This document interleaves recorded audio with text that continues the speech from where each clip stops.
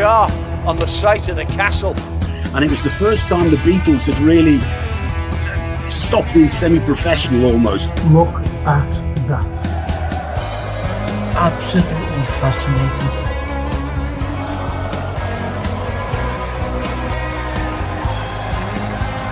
That's what you do. You buy these clothes that cost money and make a difference in it. But we never do that. Never complains, gets up, gets on with a smile on his face. You just want you to sit in your chair and go, hip hip hooray, for the Western press and the Western narrative. He dares dictate the same old, every single day, without this.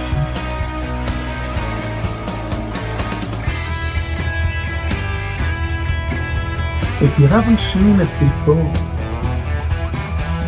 please watch the first series, the first 2 episodes, the second series.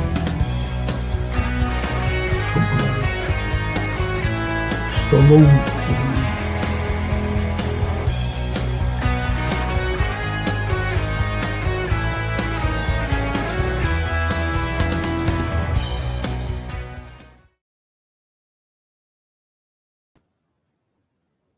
Hey everyone, it's Monday. It's the history show. I should have been down at Jeff Goulding's book launch, but I couldn't really make it, simply because this particular talk that I gave today didn't finish until 7:15, and I was absolutely exhausted, and I made my way home.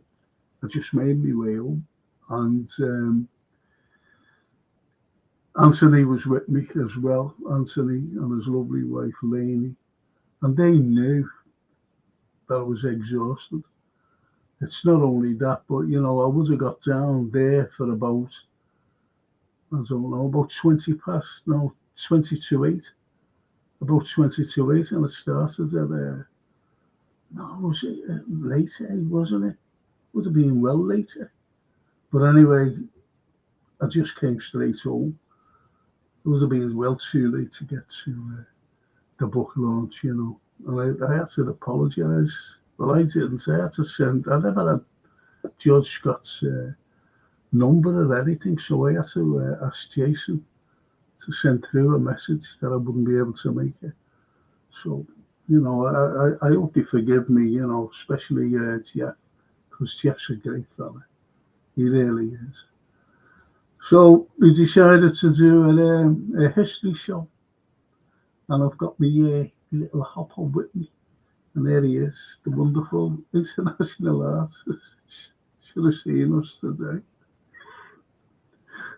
We were like, see that lady was helping us in, honest to God. If anyone would have been there with a camera taking pictures of me and him, they would have been laughing their heads off. They would have been putting us on TikTok and that other thing, YouTube. See us. It's hilarious. Kind of work, honestly. And there it is, me up over here. Good evening, Frank. Good evening, all. Hi.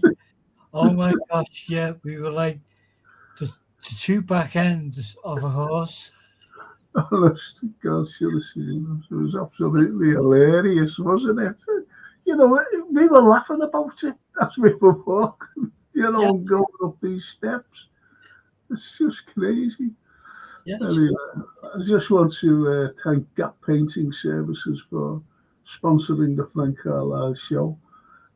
These lads are great, honestly. Even if you're not an elderly citizen, even if you're not an NHS worker, they get great discounts because they're dead reasonable. They really are. They're very, very reasonable. There's Gap Painting Services. And if you're trying to decorate, this for Christmas, just get them in. They'll save you all the problems. They're in and out. They're fully time served. fully insured, absolutely brilliant, the lads. So please get them in, and it'll be well worth it rather than you struggle, if you know what I mean. But I've got a good little listening show tonight, and I just want to say hello to these wonderful people who've tuned into us, to Anthony and myself. And Reggie, TikTok, alarm bells ringing. But I'm guessing Frank's Tourette's are affecting his hearing. Behave yourself, you. And the vlogs. Hello, Mr. Frank. Hope you're well. Yeah, I was just disappointed that I couldn't. I was just disappointed that I couldn't get down to the book launch, Jeff Goulding's book launch. But you know, I just couldn't make it at time. No way. I was actually speaking at the time, 6:30. You know, so there was no chance. And I should have realised the time. I forgot about the time of the speech, you know, that I had to give. It's just one of those things. And evening, Frank, and evening, Anthony says, Will P. Hiya, Will. Hope you're well, mate. I read your message. About that particular chat. You know, be good, like if those people who we know are on that chat. I'll be interested in that, by the way. I really will. Paul Turner, even if Frank, hope you're okay. I'm okay. And he says the same to Anthony. Evening, Anthony, hope you're okay. I'm okay, thanks, Paul. I'm good, in good company. Yeah, oh, well, there you go. We're all in good company, especially with the lads here. And Chris Tick says, whatever else, this is the best history story on YouTube. So with the likes, lads. Thank you so much, Chris. Thank you.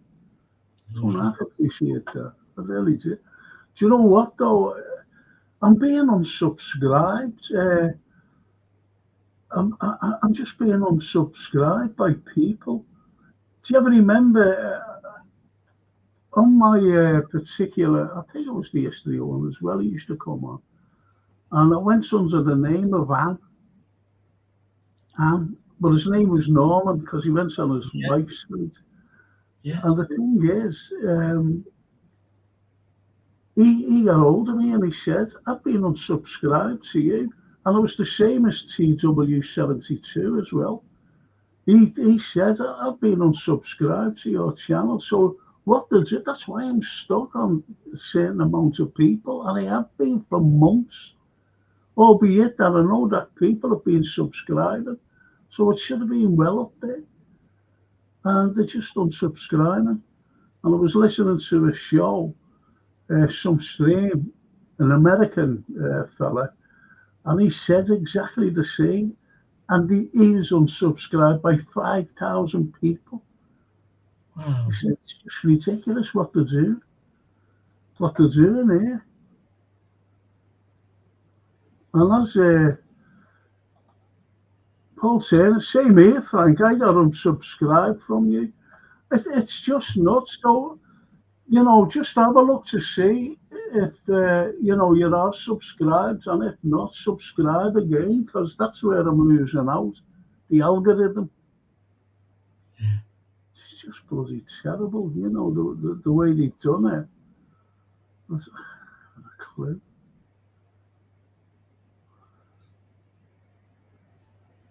And Will says, this is a message to me. All the usual are in that chat room. That's great, that, you know, if I can get on it for somehow will, I'll be made up, you know, to say hello back to them, you know. I haven't seen them for months, really. So anyway, I'll just go down there, then we'll start to...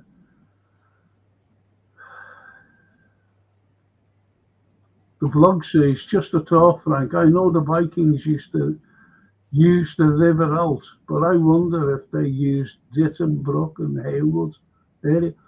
They would have been using all kinds of waterways if it would have been deep enough, to be honest, blokes.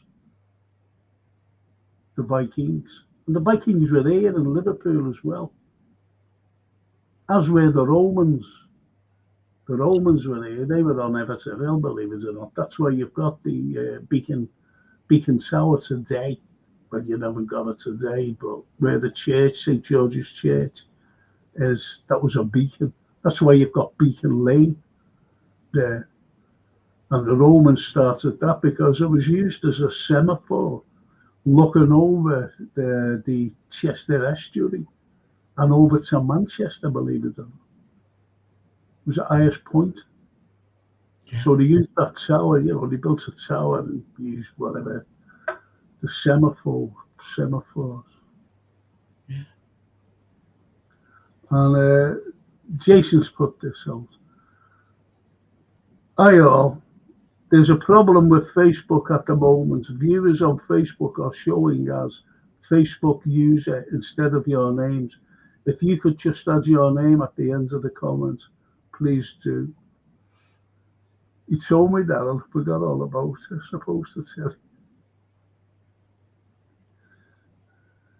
you. We know who you are. Thanks, Jason. Oh, Vera York. Hiya, Vera. That's lovely, though. There's someone there I've seen. Stephen Williams. And even Chris Tix says, yeah, I haven't seen Anne, no, in brackets on your channel lately. I know he sent me a message and he said, listen, Frank, he said, what's going on? Evening, gents, say Stephen Williams. Evening, Stephen. Evening, Stephen. Gets worse, doesn't it? I hope no one on a print. I haven't found it yet, but I haven't forgotten. Okay. And the Reggie says, I was wondering where Norm Ann was. YouTube are working with MI6. I think they are, to be honest. I think they bloody are. And who are MI6 working for? I don't know. Tell me again. Scousers. Yes. And this evening, Anthony. Scotches. Wow. Evening, Tone. Thank you, mate. Scotches. I shared him with Frank. It's a bit chilly. It is as well. It is as well. Yeah, Will P's answering them, the vlogs. And also a river by Tarbuck Hall Farm. So they used anything. That's why all around the world you've got big cities on the river, because that's where they started off. So that, if there's any danger or whatever when they first landed, they get off. And as time went on, you had the likes of the Irish coming over in 1847, and they just went to Scotland Roads, which is not far from the Mersey. That's where they were settling, so they'd be, near the river, so they could get off somewhere, whatever. Yeah. And it's the same when the Italians came over too. They settled, because of being near the river, but also because of the religion aspect as well. Yeah. Between Catholic and the Irish Catholics and the Italian Catholics. I totally understand why the river thing, because you're not boxed in and you have the freedom to move and stuff. And I know when the Vikings came, where we're living now is essentially Rock Ferry. The Vikings named Rock Ferry. Its name, and again, it's just across the river towards Liverpool, And, well, look, the Vikings, besides the Vikings, before the Vikings, you had the Romans. Yeah. And the Romans were there, and they built temples and everything else. You've only got to go to Bath and see the baths down there, which are absolutely fantastic. Yeah. There's a place down in, I always forget this bloody name, in Sussex, where there's they found well, it was a farmer in the 50s, and he was spreading out his land or whatever, and he came across this mosaic. So he dug down and he sent the heritage people, and they spread it right out. Oh, it came to me the name of it. Anyway, that's preserved today. So they built what was a Roman villa, and that Roman villa, it came to me again. You know the name, and it's gone. It'll come back. It'll come to me, and I'll try and, we'll tell you. Fantastic. I know the remnants of a Roman. I'm sorry, it's called Fishbourne in Sussex, and they built this the biggest, believe it or not, villa outside Rome. It was the biggest villa in the Roman Empire, outside Rome, that is. And it was where all dignitaries, were getting off and going into this villa. Roman people, the Romans themselves, dignitaries, when they come to visit, Wow. Britannia, so, and that's the way it was here. And but it was the bloody Vikings who came after the Romans left. They knocked down all these temples and everything. Well, it's so wonderful to see the remnants of Roman existence in Chester, which is just up the road from both of us, really, and see that there's certain parts of their life which is preserved. Wonderful, yeah.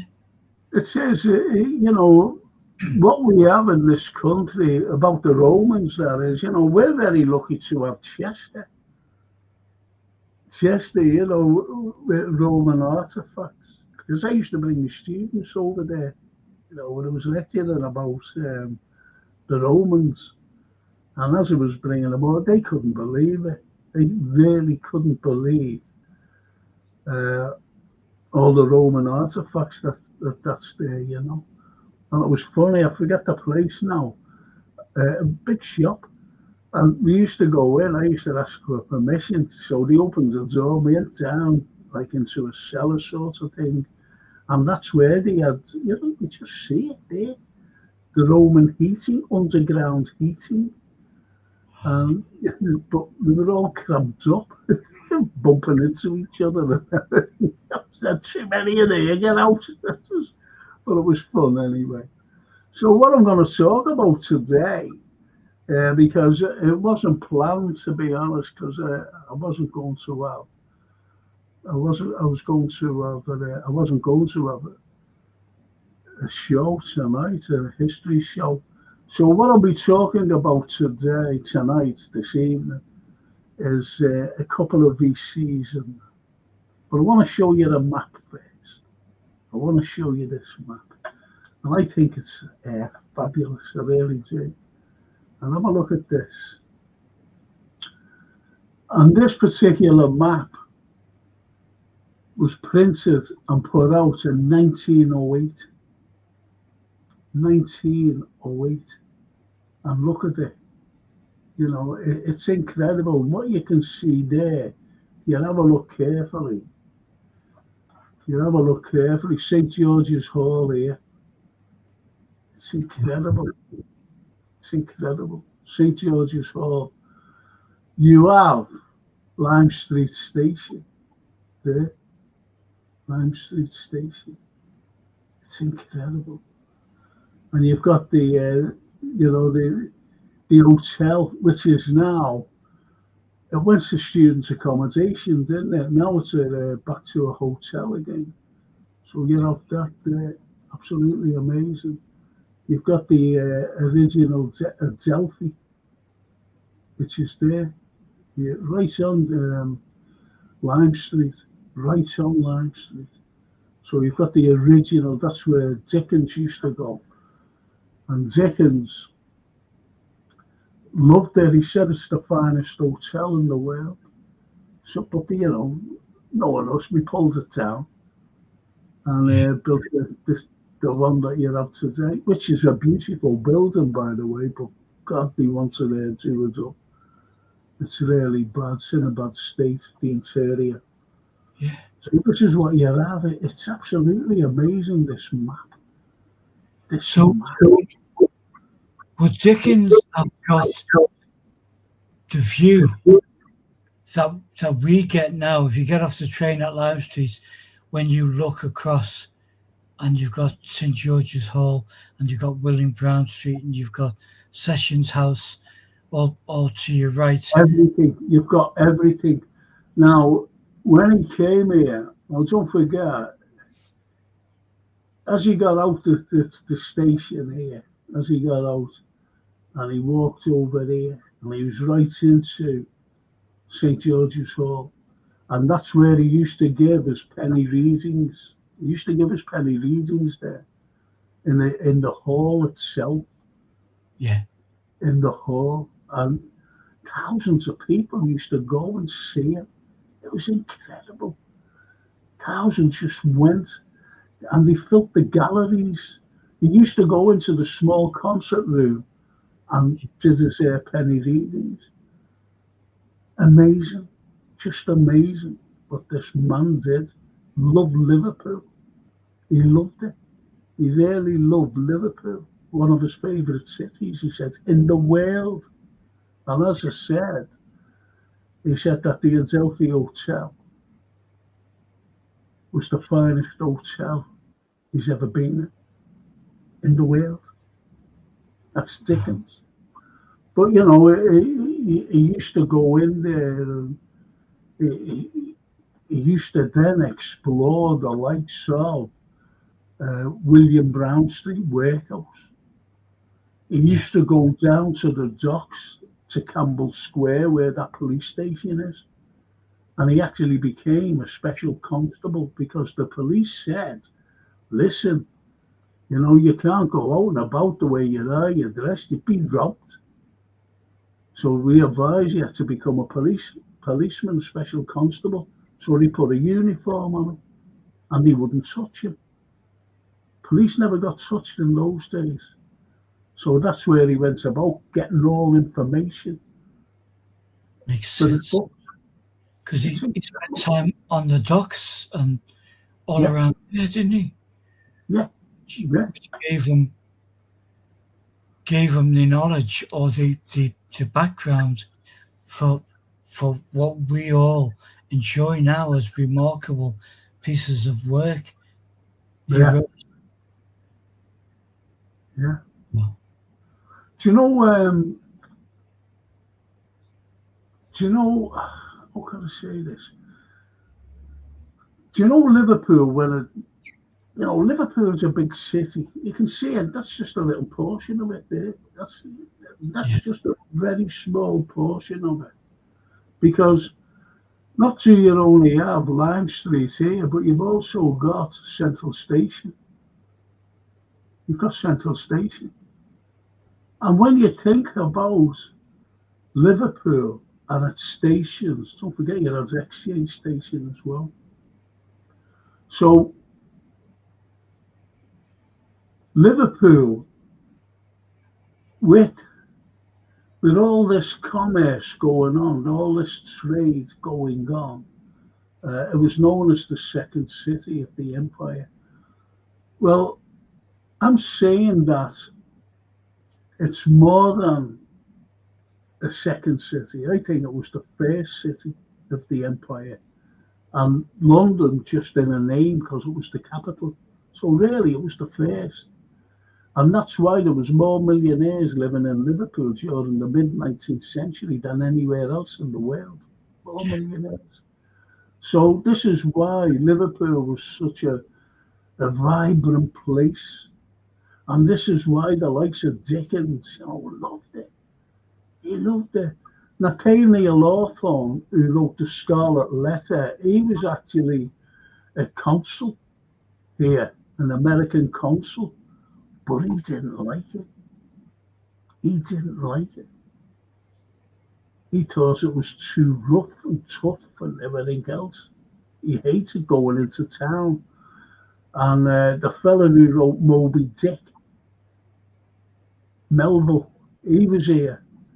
And he found out, he thought as well that Liverpool was a tough, rough place. This is where all the toughness comes from. Because Liverpool, even today, they're all rough and tough up there. You know, they still think that they get robbed or whatever, you know, which is a myth. That's just the stereotypes, yeah. The stereotypes which are written down and then believed. And you tell us a wonderful tale of that. Just up the hill from where we're looking at now into Everton was almost like Millionaires Row, where the luxury mansions and things up on the hill. Yeah, that's right. Well, where you have, as I was saying there before, where you have Lime Street, you've got Central Station here, you know, Lime Street Station, Central Station. And down here, you've got Exchange Station, and that's all within the periphery of the city. And there's not many cities with as many as the train stations. But also what you had as well was James Street Station, which ran from James Street right under the Mersey, and it was the first tunnel ever to go underwater. So they all copied that as well. Over to Hamilton Square, which it's unique in its own way. It is. I remember reading about Hamilton Square being a prototype for what it was really, which is kind of a bridging block for trains to come and go, and so important was it at the time that the position of station manager was offered to Wilfred Owen's father. Yeah. And what brought right.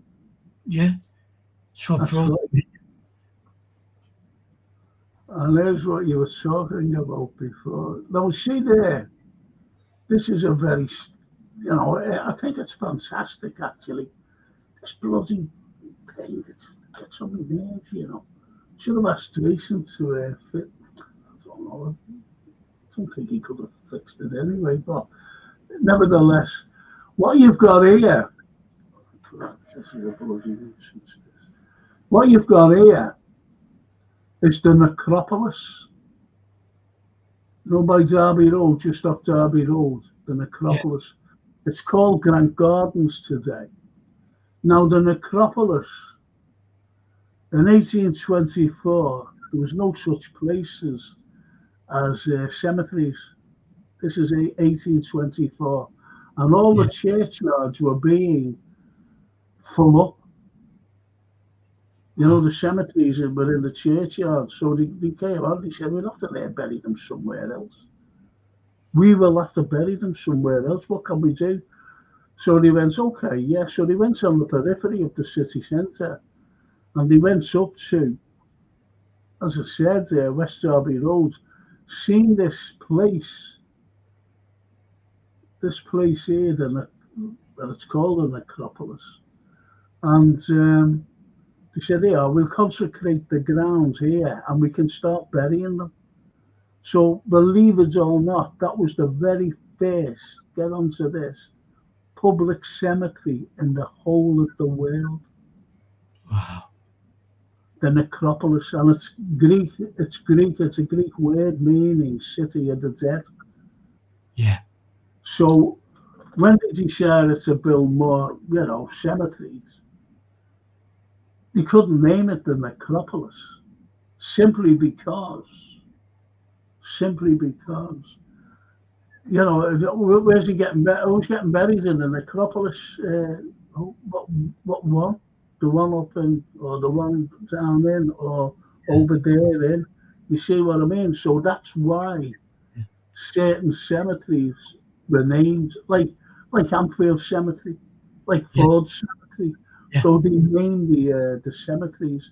They just couldn't call them the necropolis, if you know what I mean. Yeah. That's how it came about. And it's fascinating. It really is fascinating. Yes. How about that then? I just love all this. Just love it all, about these wonderful maps. Just pure artistry to do the Oh, yeah. maps, which was, of course, an art form of itself. Yes. Yeah, there is. Map And when make, you look at, sorry, go on. map makers across history, really, hasn't it? I mean, obviously the importance were to sailors and to seafarers, the importance of a map to know where they were going. But Yes. even us here, city dwellers, fantastic. There is though, isn't it? When you look at it. And this is where I grew up, just off here. Now, there's a place, see Richmond Row here, which leads right into Scotland Road and Byron Street. Yeah. Now, we go up a little bit. I just hope it's here. Let's see if it is. Whether it should be, I can't find it, unfortunately. But it's off Richmond Row when you go up here. Yeah. I just can't find it. But what it is, there's a place called Solver Street. Solver Street. Have you ever heard of it, haven't you? Solver. I have heard the name, yeah, but I can't place it. Well, you're going to place it now because it's right down your street. Excuse the pun. It's right down your street because who lived there was Paul McCartney's granddad. And there used to be a little bandstand. And Paul McCartney's granddad was he played the clarinet. And there was a little band, so they used to play on it, I think a Saturday night and a Sunday, underneath this bandstand. Yeah. Solver Street. So is that towards Everton way, Frank? Yeah. It's Richmond Row. Yeah, it goes right up. I haven't got time to look for it, to be honest, but it's around here somewhere. It's around. So it's only a little street. Yeah. Because you've got Everton Brow here, Richmond Road and Everton Brow, but it's only around here somewhere. It is unique in its own way, to be honest. And when you have these, I'll just go on to a few.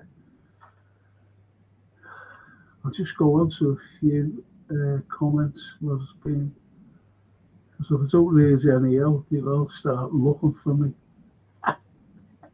And you. Up to you as well.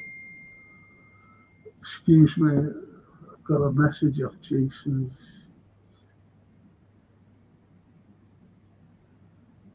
Yeah, I will.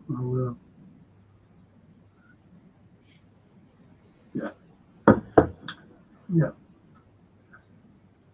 He said zoom in on the map and you might be able to find Solver Street. This is good. Let's see.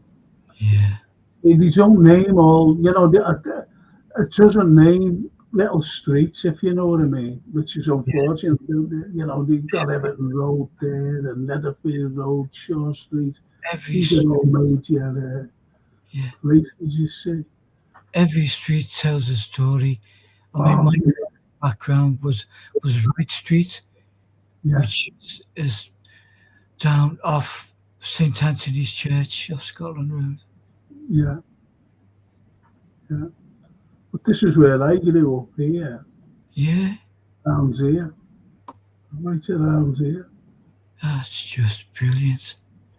because we all grew up here. See the Walker Gallery and the Sessions House. You've got the museum. You've got the Technical College, and the Walker today. The Walker Gallery was our little playground and Stebble Fountain. That was our playground as kids. Wow. You know, so we were very lucky to have such a neighbour, shall we say? Yeah, As the wonderful neoclassical buildings. absolutely. The most beautiful part of Liverpool. Oh yeah. Well, look there, here. Well, don't forget this is 1908. Here you have Old Haymarket right there. Yeah, Old Haymarket. That was that became where the Mersey Tunnel was. Now that wouldn't have originated there really, because when they started to build, or plans to build a cathedral and what site to put it on, they wanted to put it here. They wanted to put it right there. right. Now, when you've got all the neoclassical stuff and Yeah, St George's Hall, yeah, they went, "Whoa, hang on a minute, it'll look out of place." They'd look out of place because Giles Gilbert Scott won the competition for the Anglican Cathedral, and it was going to be a huge Gothic thing. And let's be honest, if you could imagine the Anglican Cathedral right on this site here, right on this site, yeah, huge, huge. It would have dwarfed the St George's Hall and all these here, but it would have looked out of place simply because it was Gothic rather than neoclassical. And a yes, different stone. It's a red stone, you see. Whereas that's like a more of a beige stone, the neoclassical stuff. So they said we'll have to put the thing somewhere else. Hypothetically, let's say if that was a gone there, the Anglican Cathedral, where would they have put the Mersey Tunnel? the tunnel. It probably a bit further up, wouldn't it? Well, we don't know where it would be because all this ground here was taken, Yeah, everything, and even down there. So we just don't know. You see, you've got the Daily Post and Echo. They couldn't do it there, if you know what I mean. So, I mean, like to go there, to go just off the site, and I would have looked different as well to put a Mersey Tunnel there. it was a very interesting point, though, Frank. Where would we have put it? Yeah, Exactly. You just don't know. I remember the damage as a kid, and we moved away, but our home and our heart and our family were in Liverpool. So every single weekend we were driving back, and bit by bit, I saw the damage being inflicted for the Wallasey Tunnel, Yes. the second tunnel, and there was massive amounts of land and buildings which were commandeered and flattened, and wow. It's strange, isn't it? Because when I was talking to this, who he was, and I was just talking to him. He's some sort of surveyor or whatever he was, elderly gentleman at the time. I was just young, and he said, "Hello, Frank." I said, "Oh well." I'll tell you where we were. We were right by remember in Hanover Street, your studios, Yeah, art studios, right? And we were outside there. We were walking up Hanover Street. I was going to Merseyside, so I think I was giving a talk there or something. And he says, and he points us over at a building, not your building, but this other building by, I don't know whether it was, what side it was on. It was on your side where your studios were, but I don't know whether it was right or left to your building. Was your building called Stanley Building, by the way? No, that was next door.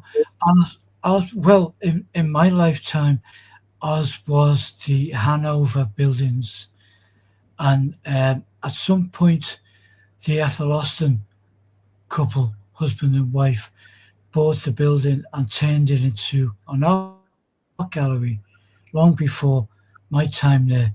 And it stayed as an art gallery, although it was a very busy street, as you know. And next door, I think, the next building was Stanley Building. Okay. And there were a couple of nightclubs which are famous in the late 70s, 80s and stuff. Yeah, 60s, 70s, 80s. Okay, because one of those buildings, I don't know whether it was Stanley Building or what, I'm not quite so sure.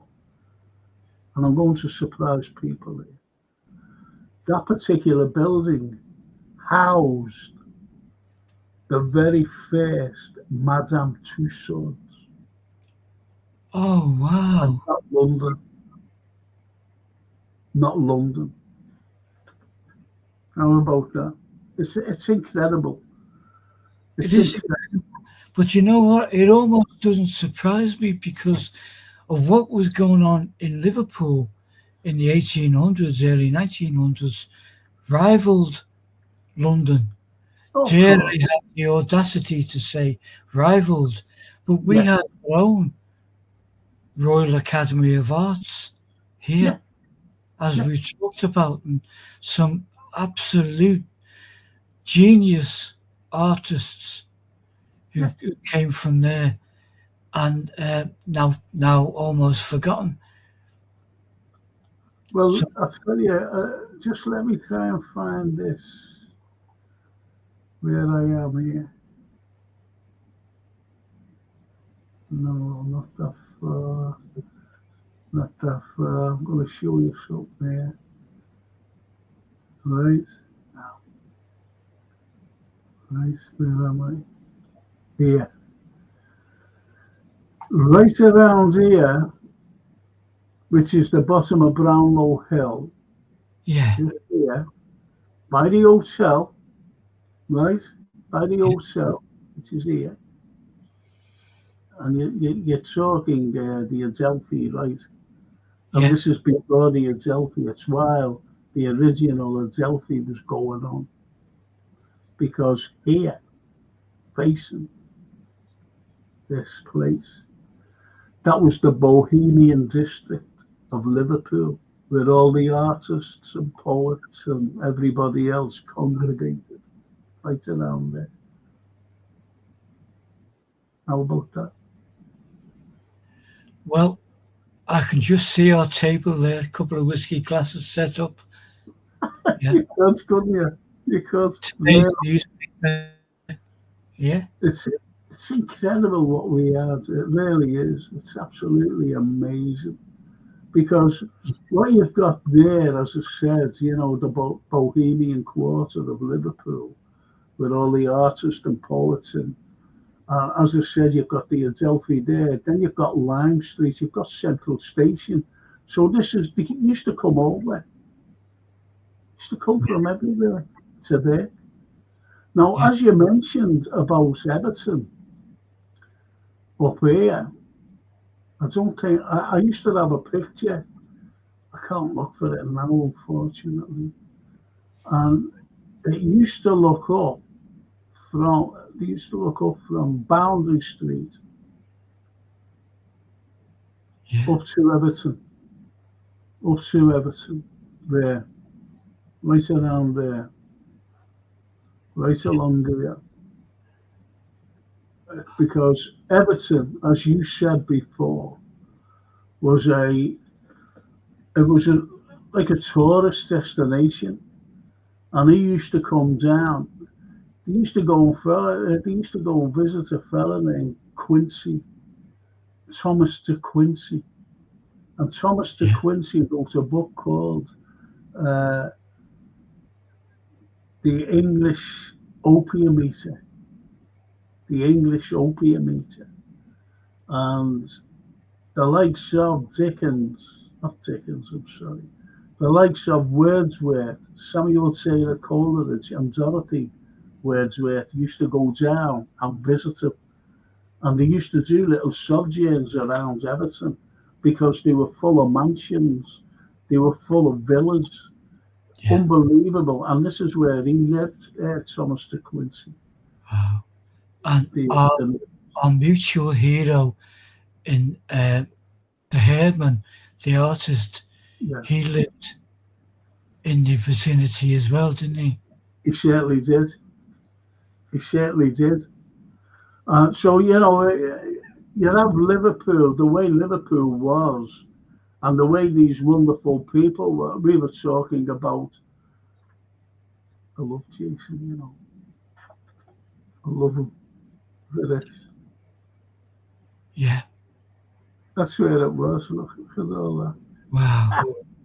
Just man. Amazing. And to be honest, when Rupert got here, when he was in May 1644 during the English Civil War, when he got there, he had rooms. He had rooms there.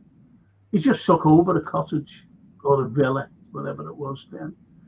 And he said, wow, what a place. What a place. And it was he couldn't, when he viewed the castle from there, there. Yeah. He couldn't see the castle for the trees because there was lots of trees of big woods that surrounded Everton. Anyway, he went along to Low Hill. And when he looked down from Low Hill, where he viewed the castle from, and where he was looking down, oh, look at that, isn't that lovely? Because what you had from the forest or the woods that was there, he looked over or down, and right next to the big thick woods was this wonderful, wild flowers and grass and whatever, all swaying in the wind. And do you know what he called it? Mount Pleasant, because he was looking down, you see. And that's how Mount Pleasant got its name. From it's very pleasant, he said. Isn't this pleasant? This is before he made set siege to the castle, in a war. Yeah. In a war, he says, isn't this pleasant? Hence, but he was objective enough to value what he saw, wasn't he? Oh, yeah, absolutely. I still love the view from Everton Brow down to the city and the waterfront. Yeah. You see all of our majestic buildings by eye. You don't need binoculars. No. It's like a living interpretation of the map you've shown us and the map you showed us the other month.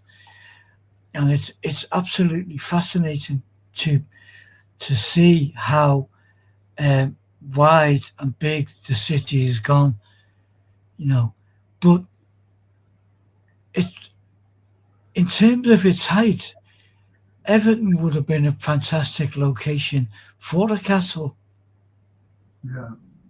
But it was decided to build it down by the waterfront, which is where all the traffic was, the boats and the. Well, when we were talking about Dickens, we made there Will Page. That's my cat's name, Dickens. Fine name for a cat, Will. That's brilliant. Stephen Williams says, we take it for granted now, but imagine coming out of Lime Street for the first time ever and looking over St. George's Hall. Phenomenal sight. Stephen, honestly, I've mentioned this before. Yeah. I go to Italy quite a lot. The Colosseum. I just go and see that, but I go to also to see my favourite building of all time, which is the Pantheon. Yeah. Anyway, I was standing in a queue. Decided to first time to go into the Colosseum, the very first time, albeit that I've been there millions of times. If you don't know, an exaggeration, like millions of times, but I've been there lots of times. I wouldn't go in because it's always queues. Anyway, I decided to queue up this time. And I heard 4 people talking. 2 were Swedish and 2 were from Winchester. And the Swedish couple, was talking. They were just talking. They said, "Oh, we were in Liverpool, and we come out of the station. We came out of the station, and what we seen," he said, "was this unbelievable building, yeah, and it was incredible." Yeah, and they said, "Oh, we've never been north. This is this couple, the Winchester couple." They said, "Oh, we've never been north. We've only ever flew to Scotland once, for some festival or whatever it was. They were going whatever it was. They were there. They went to flew to." And she said, "This particular place, Liverpool," she said, "that building should be here in Rome."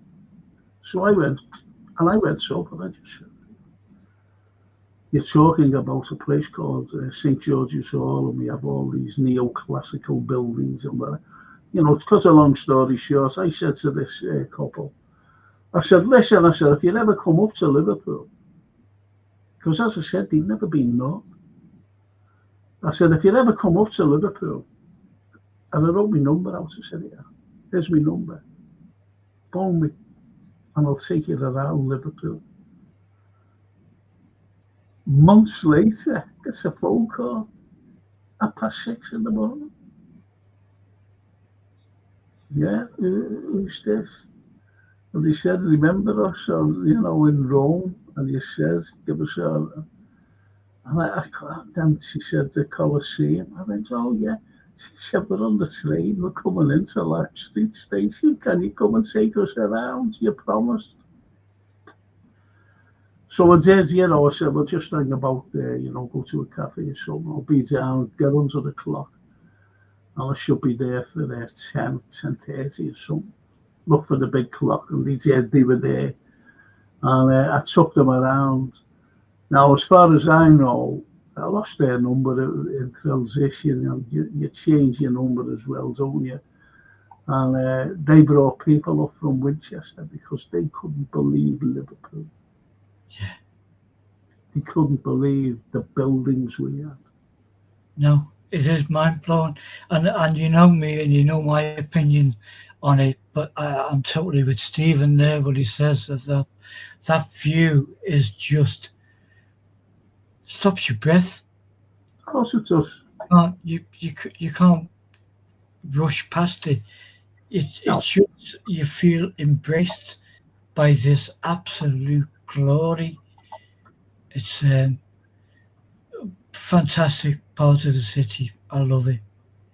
Yeah. It is, and I love it myself. Yeah. Now, do you see me before we go to break? Going to go to break. Then I'm going to talk about a couple of them after the break. Okay? Yes. Now, I was awarded this. This is a Victoria Cross. Not many people know that I'm a Victoria Cross holder. Right, I should wear this all the time. And I was awarded this for going to Goodison Park. They gave me the Victoria Cross.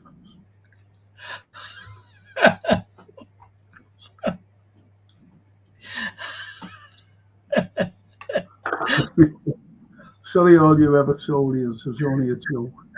It was only a joke. And I'll be talking about a couple of things.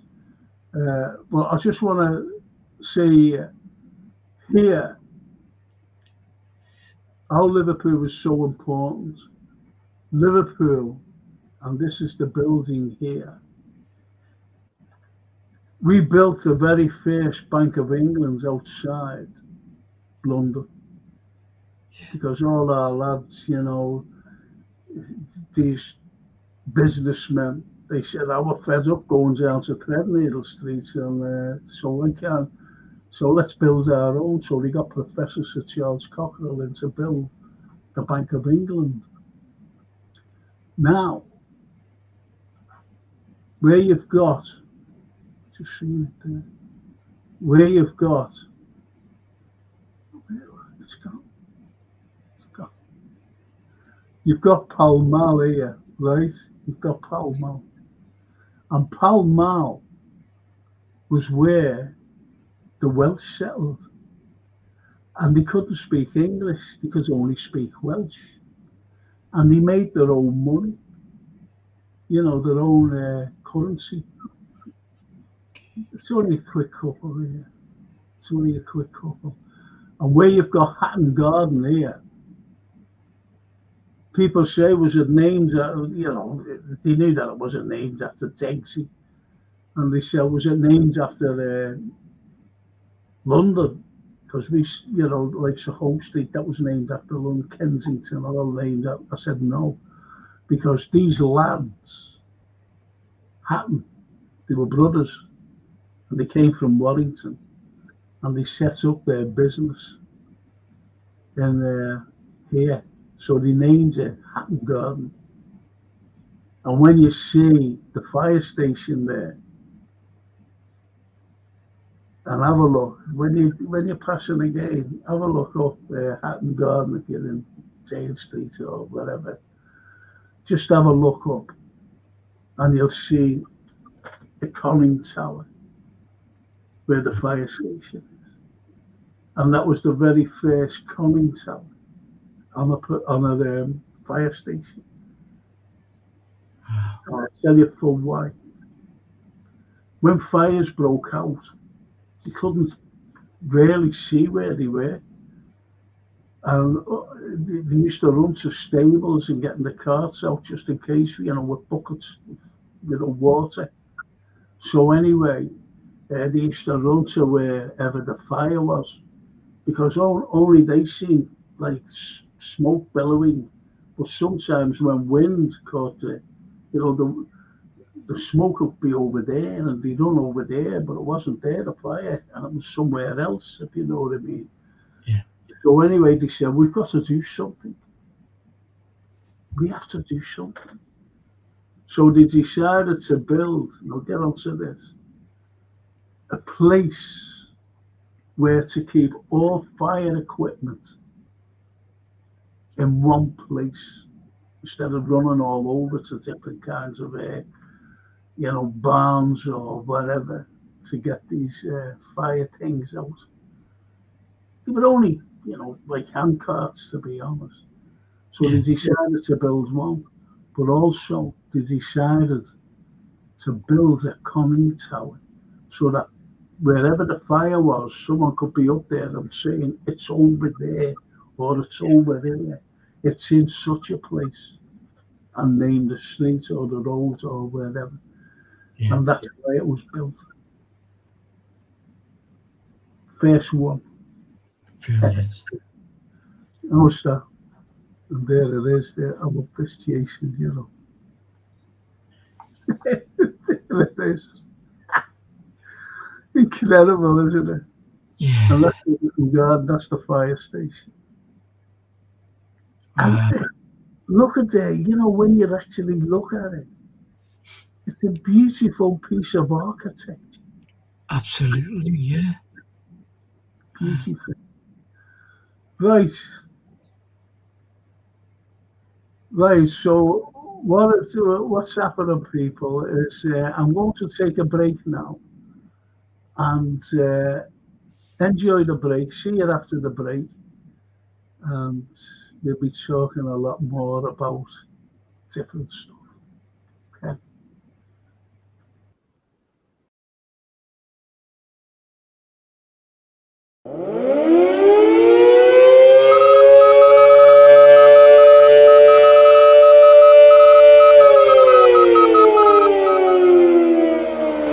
Here in Rumford Street, the Battle of the Atlantic was about to take place, and through these doors were the operations.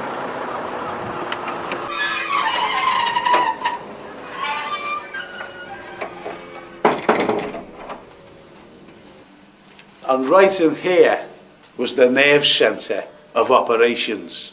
So follow me down into the bowels of the building.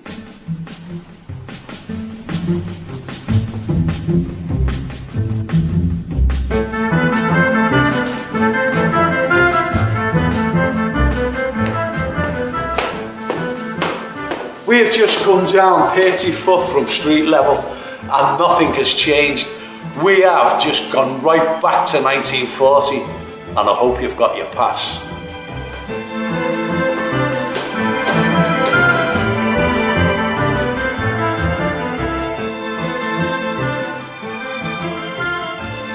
World War II lasted a total of 2,075 days. The Battle of the Atlantic lasted for 2,073 of those days. It began on the first evening of World War II when the liner Athenia was sunk off the northwest coast of Ireland.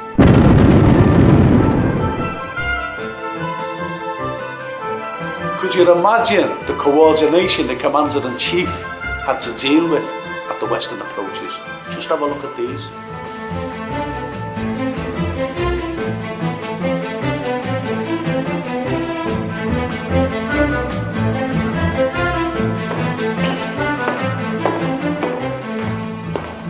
This was the hub of operations for the Battle of the Atlantic.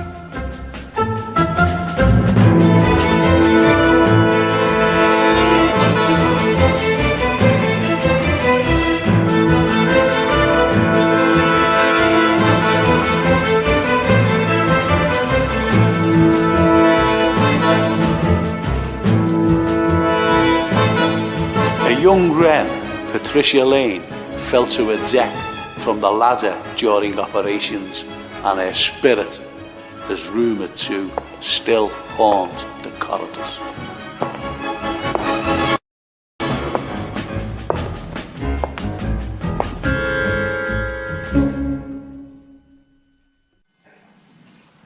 When Churchill came here, he used this total soundproof telephone booth when he was in deep conversation with President Roosevelt in Washington.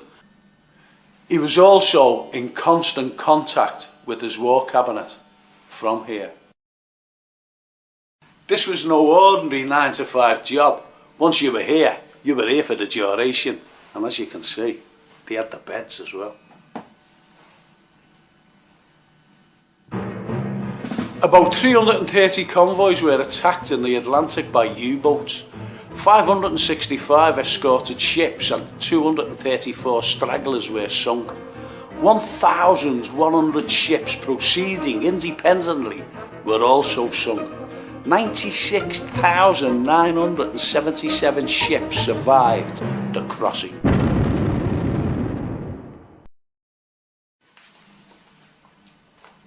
This was the office of the Commander-in-Chief, Admiral Horton, and he dealt with all the top secret documentation here.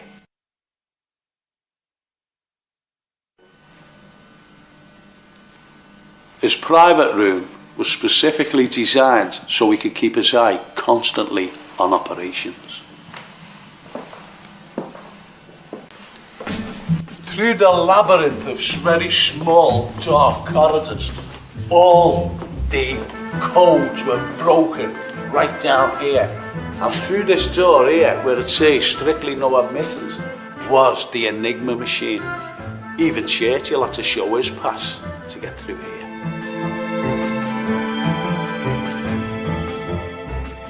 Top secret codes of messages were transmitted from this room. It was such a sensitive area that the operator was locked in the room and an armed guard posted outside.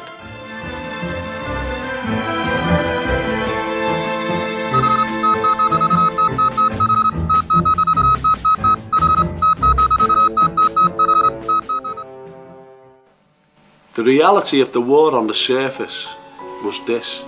This is someone's house, devastated by the bombings of the Luftwaffe. But let's not forget that there was a war going on underground, a secret war.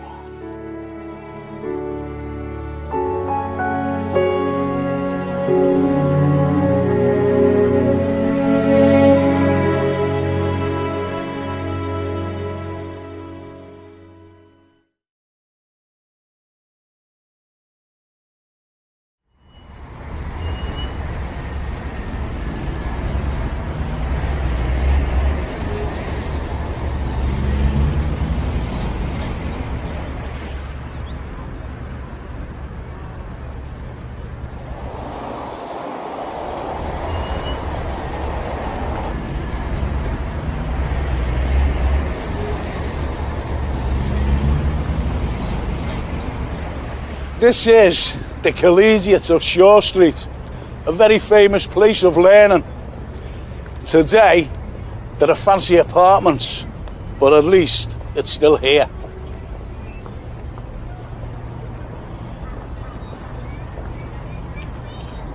And just around the corner from the Collegiate is its neighbour, SFX, St Francis Xavier's School.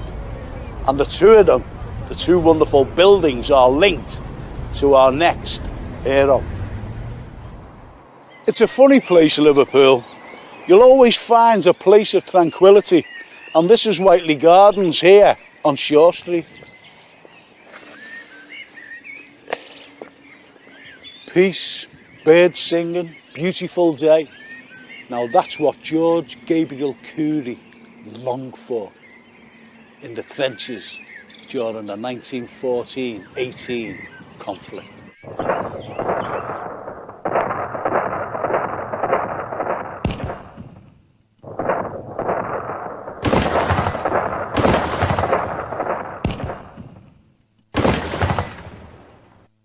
George Gabriel Curie, born Liverpool in 1896, and he was educated at St Francis Xavier's School, Salisbury Street.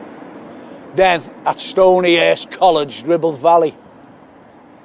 Now, he was an apprentice in the cotton trades in the Albany in Old Hall Street.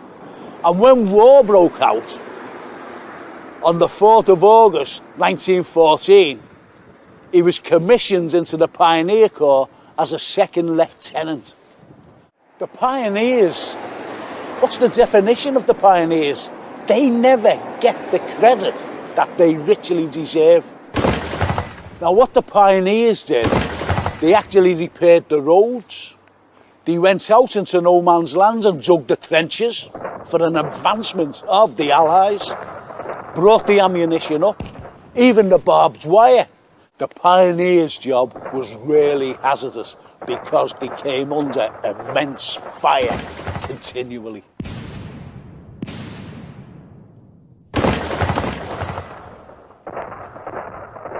And on the 8th of August 1916, at a place known as Arrowhead Copse near Julemont, the Battle of the Somme was raging. Curie and his men advanced into no man's land under heavy enemy fire to dig trenches for the advancement of Allied troops. He completed his mission, but with heavy casualties and the wounding of a CO. He went out again into machine gun swept no man's land in order to bring back his wounded CO. In broad daylight, in full view of the enemy and extreme heavy fire, he brought back his commanding officer. This conspicuous gallantry earned Curie a Victoria Cross. He was promoted to full lieutenant from second lieutenant. He was transferred from his regiment to the Royal Flying Corps as a pilot and promoted to captain.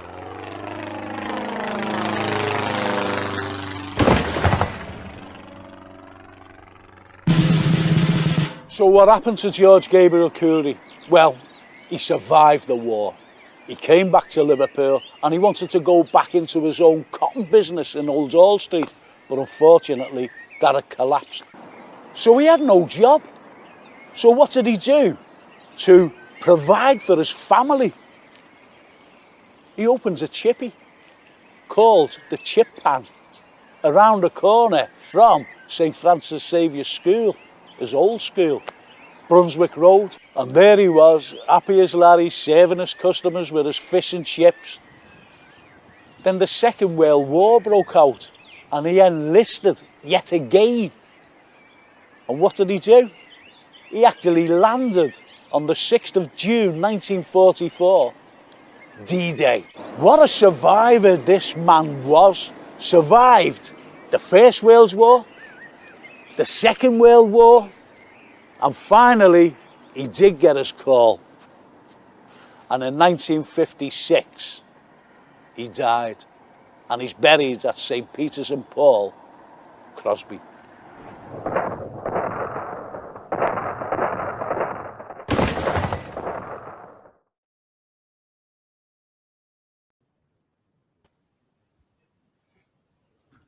Great story, that, isn't it? Oh, Frank, it's amazing. That's the third time I've heard you with that story now, and it still moves me from now. What a remarkable. Why is there no statue to him? Yeah, well, you see, when his family lost their business, this is what gets me. It wasn't through anything else but the Americans, believe it or not, because the Americans, they stayed out of the war, and they were cornering all the trade market, everything, and they cornered the cotton market, if you know what I mean, and that's why the family business collapsed. Yeah. The Americans, well, but anyway, Jason sent me a message here, and there's a fella, he's been banned from here. A comment, he made a comment, I don't know whether anyone's seen it. And he said, he came on, he said, saying Liverpool was my favourite city to have the wheels robbed. So so that's what, I cannot say that. It's my favourite city because I always have my wheels robbed. Liverpool. So he's been on before, and people were having a go, but I never seen, any comments what he did. But anyway, his comments have been sad.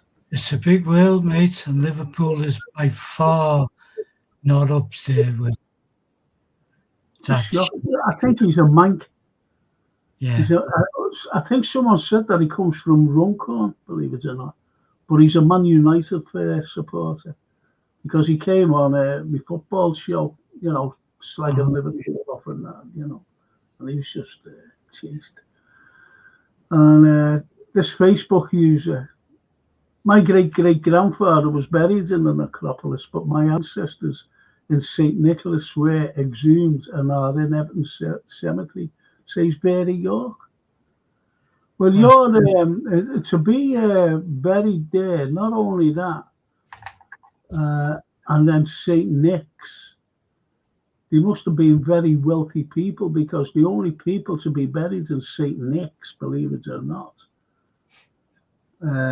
were very rich people, like in like St. John's Gardens. You had to be rich, and these other church cemeteries, you had to be rich. The likes of us, us poor people, we were thrown in lime pits or paupers' graves. Yeah. Marvelous. I mean, Ford, isn't it?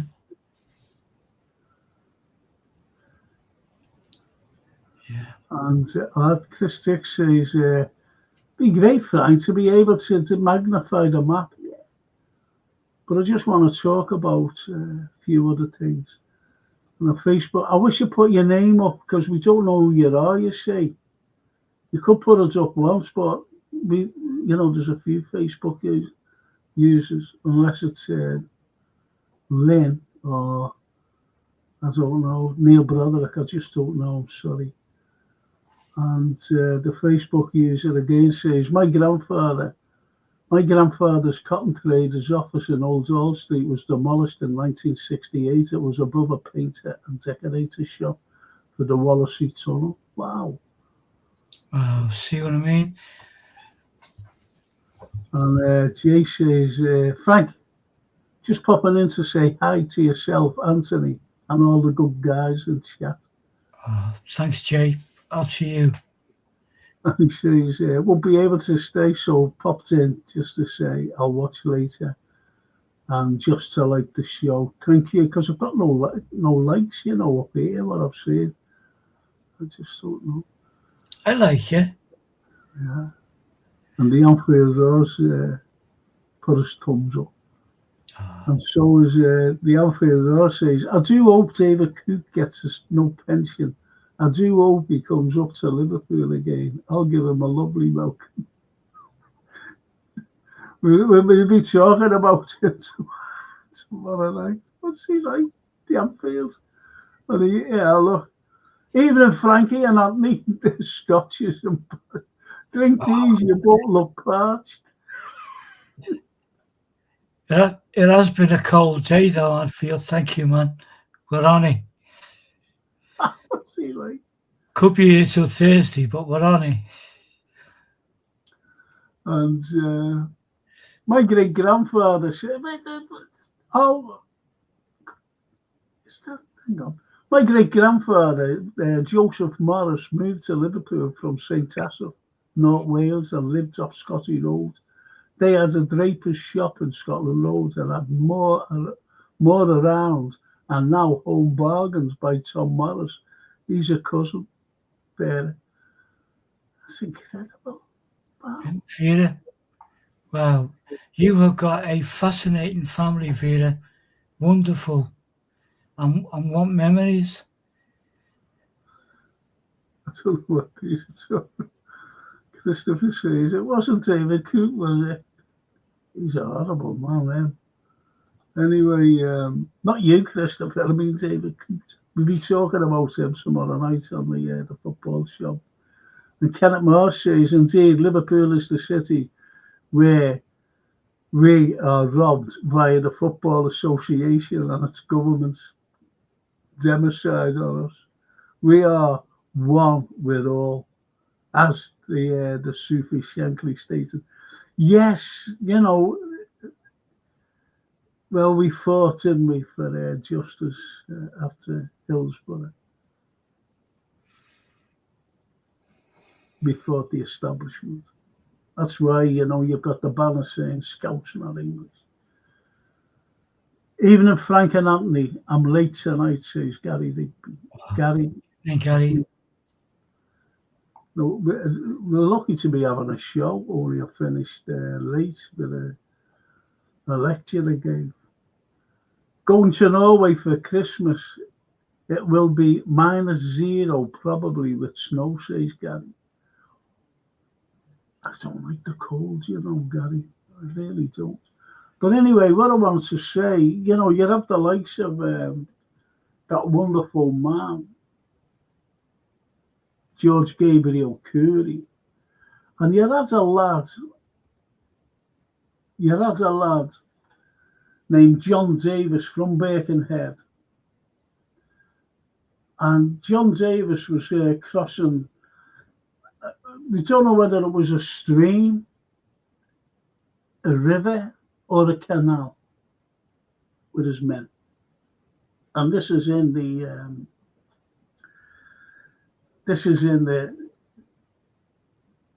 Ypres district, vicinity of Ypres. So anyway, he was going through, and a machine gun post, German machine gun post, was picking them off. And he looked like that. He went, oh, I'm not having this, because some of his mates were getting killed, just going. So he said to his other mates, go on, let's push back. Get over there, get over there, get out of here. And he said, I'm going over to them. And he said, you must be nuts. He said, something's going to happen or we're all dead. And he went over, crossed this river, canal or stream, whatever it was. But it was chest deep anyway. And he climbs up the parapet and he just dived in to the machine gun post. And a shell, whatever it was, and it just went up. So you had all the debris and everything else going up. And by the time it came down and leveled out, there was no more machine gun fire. And as it was coming down, the lads got to safety. And there was no signs of this great man, this John Davis. Now, John Davis from Birkenhead was awarded, he was mentioned in dispatches, obviously, for what he did and, saving the men there. And he was awarded the Victoria Cross. He was awarded that. He was awarded the Victoria Cross. The problem was, it was posthumous. And when he went to see his parents, because he was only a young man, when he went to see his parents, they told him, some bad news for you. They told him about the son. They said, however, he's been awarded the highest military honour that could be bestowed on any soldier, and that's the Victoria Cross. And they were so proud. There was juxtaposition between being very proud and elated was the binary opposite of sorrow and grief for their son. For their son. So they were just proud. At the end of the war, there was another knock on the door of John Davis's parents. And it was the lady, the mother, who went to the door and opened. And she nearly collapsed and died because who she looked at when she opened the door was her son, John Davis. She couldn't believe it. And obviously, you could imagine the elation. Absolute. Now, John Davis was the only man to receive a Victoria Cross posthumously, yet lived to receive. Wow. So he was awarded it posthumously, yet lived to receive it because he was captured by the Germans. They just jumped on him. And they got him and they kept him. They never killed him or anything. They just took him prisoner. I forget the name. I think it was like Lodz or somewhere, where the prisoner of war camp was kept in Poland. And that's where he was sent. Anyway, he was released after the war. And he lived to receive it. So you can imagine the parents. Fantastic. To find out that the son had been killed and then all of a sudden just appeared. Fantastic story about John Davis, a great VC. There was another lad by the name of William Ratcliffe. Now, Ratcliffe, there he is. This is, look at David Jones. Now, Sergeant David Jones is another lad. I'll tell you about him a little bit later because I was going on about William Ratcliffe. Now, I'll tell you about him, this fella.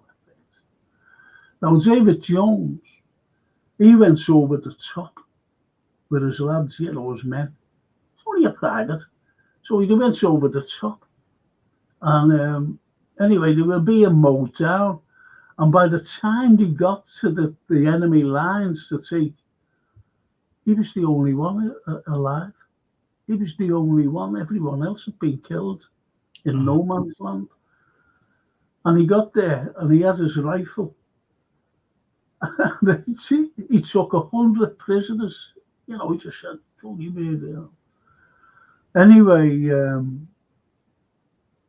he came from Everton to David Jones. So he held them for 3 days. He held the Germans for 3 solid days. So you could imagine him knackered, bedraggled, falling asleep until he was relieved 3 days later. These 100 Germans. So anyway, he was awarded again the wonderful Victoria Cross. He was awarded it. And the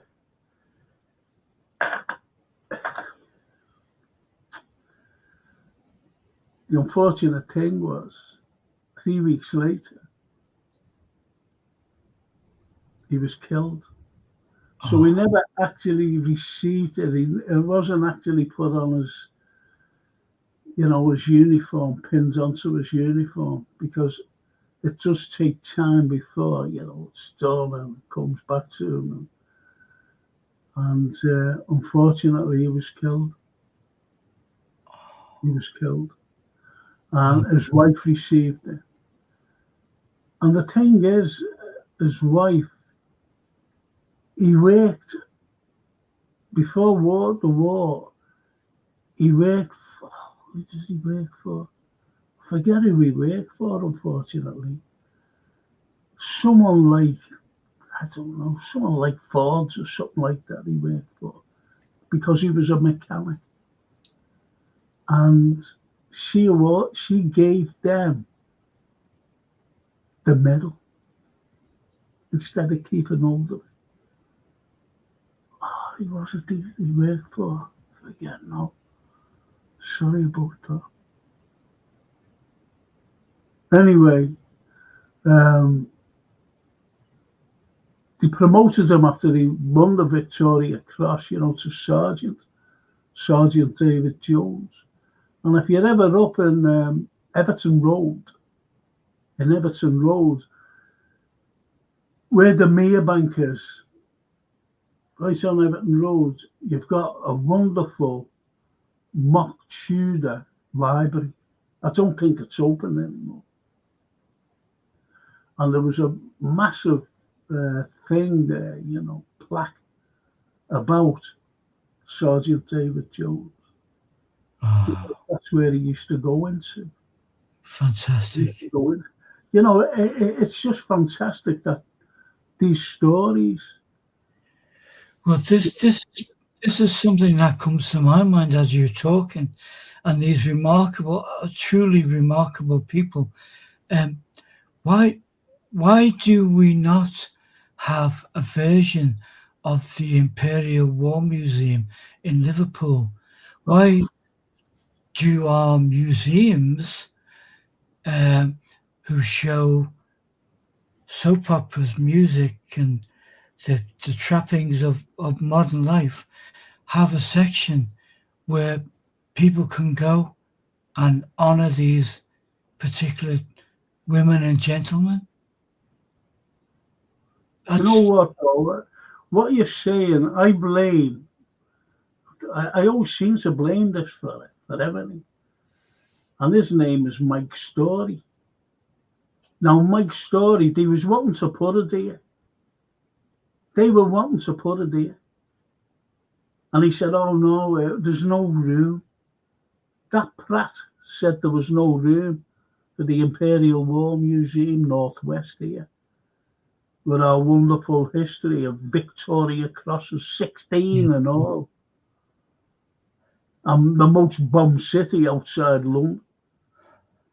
Boot Hill was the most bombed town in the whole of the country. And yet he's turning around and telling us that there's no room. So Manchester got it because his mates came from Manchester. That's why it rankles with me every time I think of this fella. Yeah. And when we were having the capital of culture, what did he do? He never got the likes of Liverpool lads to say, we want you to run the capital of culture. He brought in Manchester fellas. Yeah. Manchester fellas they brought in. And that rankles with me all the time. Oh, and that's why we never got our museum. Because of him. That dope.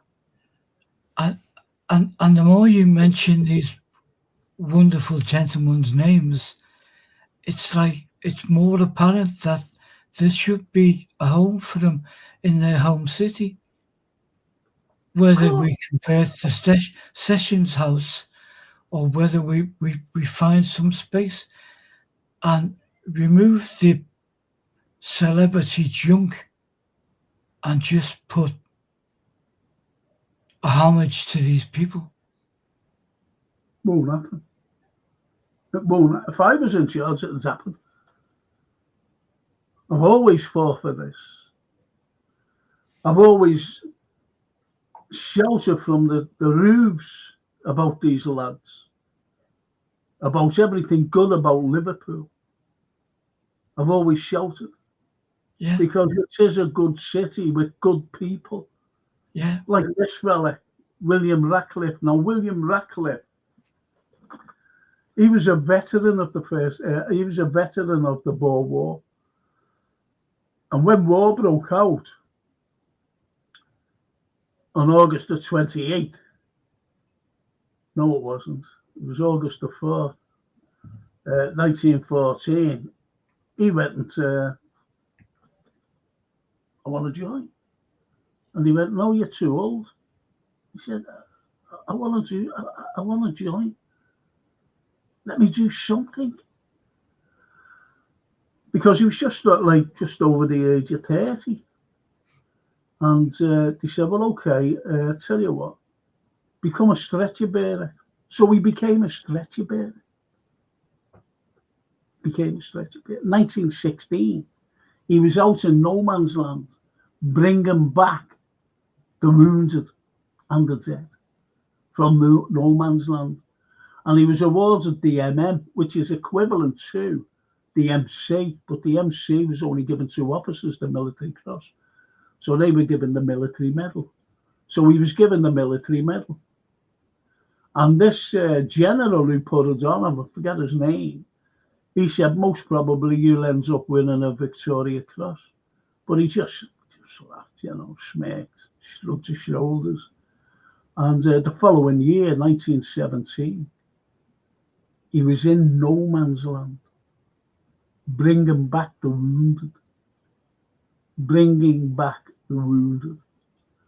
And, don't forget, these were snipers. These were under heavy fire.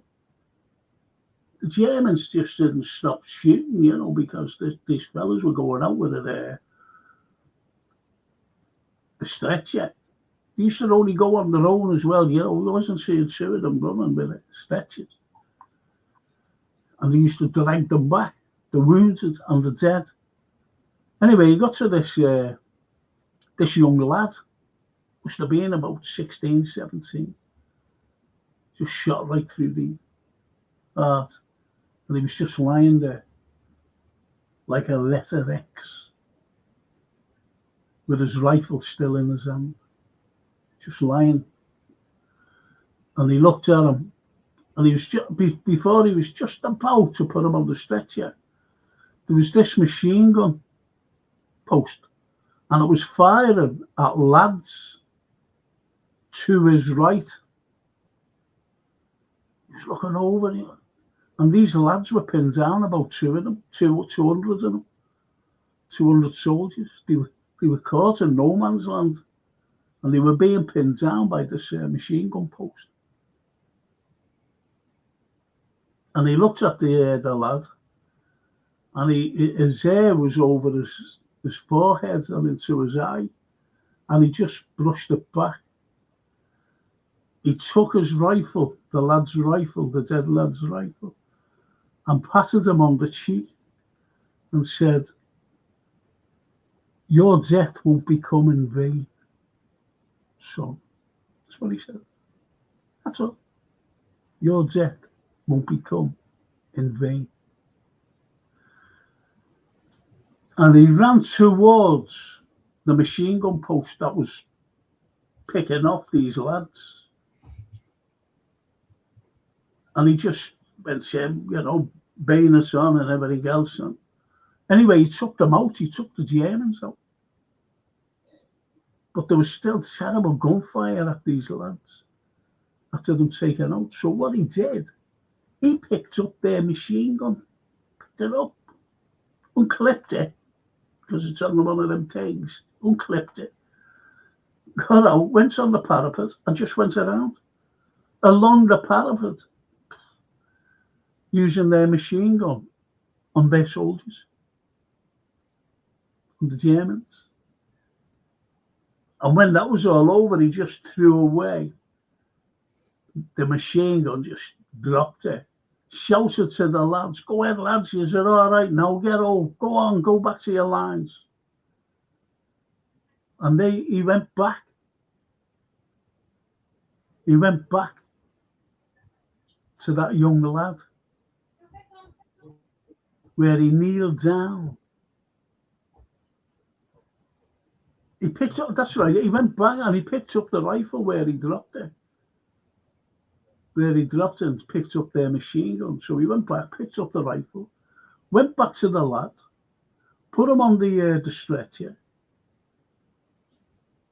put the rifle on his chest and crossed his two arms, the lad's two arms, and brought him back to the lines, the British lines. He was awarded the Victoria Cross. And rightly so. That's what he was awarded, the Victoria Cross. And when you think, after the war, he went to work on the docks, and he went to live. He was never married as William Ratcliffe. And when he went to live with his sister and her husband, and they lived in St. Oswald Gardens, Old Swan, and he lived there, right on the site of where Tesco is now. Right on the site of where Tesco is now, St. Oswald Gardens. Anyway, he was a docker as well. He was a docker, and he was very modest. Even kids playing football in the street, they used to say, "Hello, Mr. Ratcliffe. Hello, boys." And this, he was very modest. He was very kind, and he was very quiet. His sister and her husband died, and he was there on his own. And no one had seen her for a while until they broke in and found that he was dead. He died on his own. And this is like a Victoria Cross holder, William Ratcliffe. William Ratcliffe. And I'm going to say a poem because I think it's very poignant. And this particular poem, I think it represents everybody. But before I say the poem, you've got the likes of a lad who's desperate to get into the army. Desperate, just like the young kids, 14 and 15-year-olds. And what they had to do, they had to ask their dads for permission.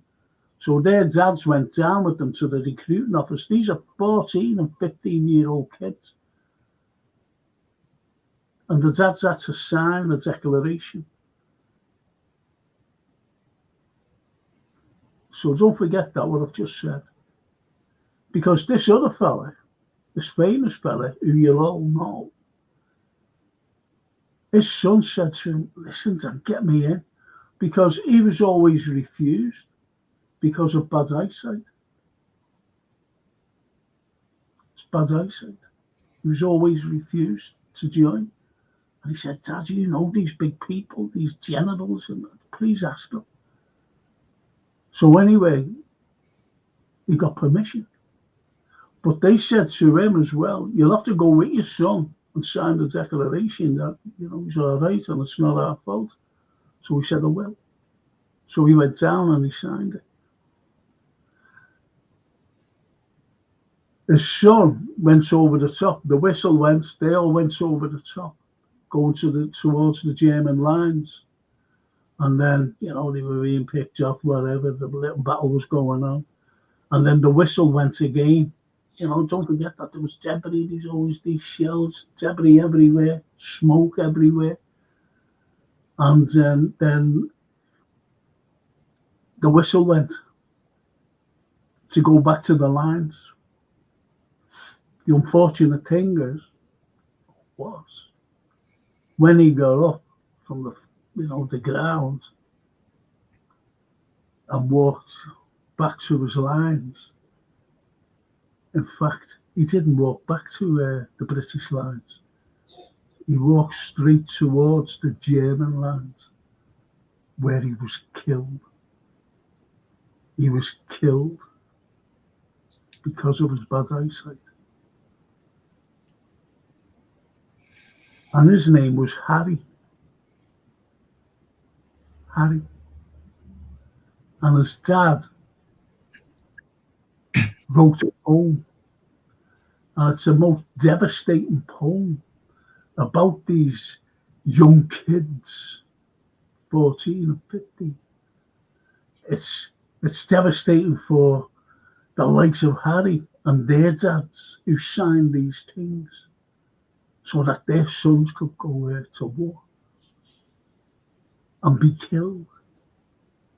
And he wrote this poem, a two-liner poem.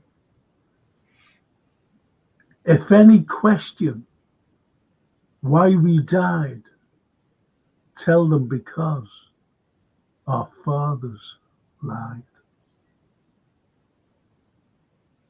If any question why we died, tell them because our fathers lied. Just writing that out, they were lying about their sons, whether it's the sons' ages, 14, 15, or ailments that their sons suffered with.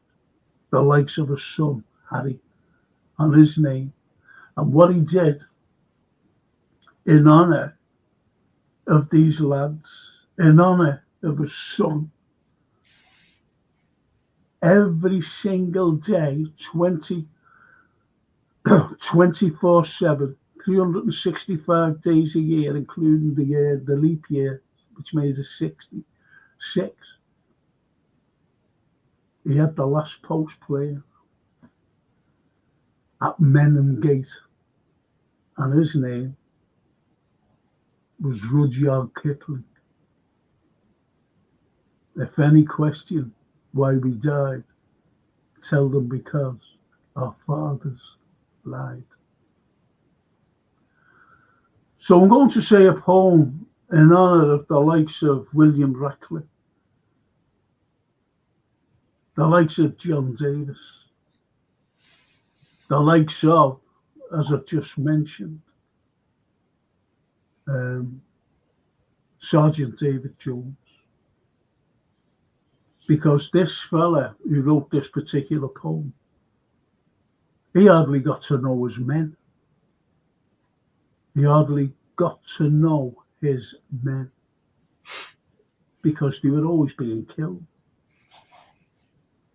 But he got to know these lads because they lasted more than a week. And he got to know them, this captain. And he was going on leave. He went up But unfortunately, most of them were killed. Most of them. 95% of them were killed. There was a little company.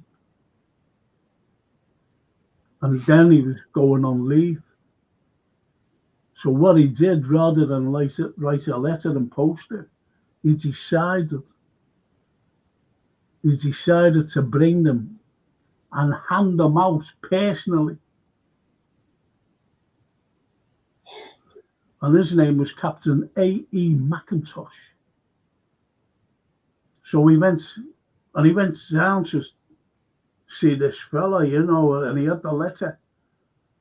And he walked through these hedgerows, little road, and he came across this dry stone wall and this man sitting on it, an old man. And he went and he said, excuse me, sir, do you know a Mr. David Jones? And the man looked at him, the old man looked at him and said, I'm David Jones. But what he noticed, McIntosh, was as he was walking, he looked where this man was sitting. And it was like a small farm, a farm. And it was unkempt, as though no one was baking on it for months. It was just unkempt. So we went down, as I said, and he said, yeah, I'm David Jones. And he looked at him. And he put his hand on his right-hand shoulder, this old man's right-hand shoulder. And he gave him the letter. And he said, I'm so sorry. Because that was his son. That was his son. His name was David Jones. Now, the old man had no one.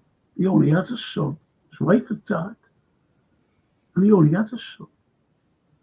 And he said, I'm so sorry. And gave him the letter.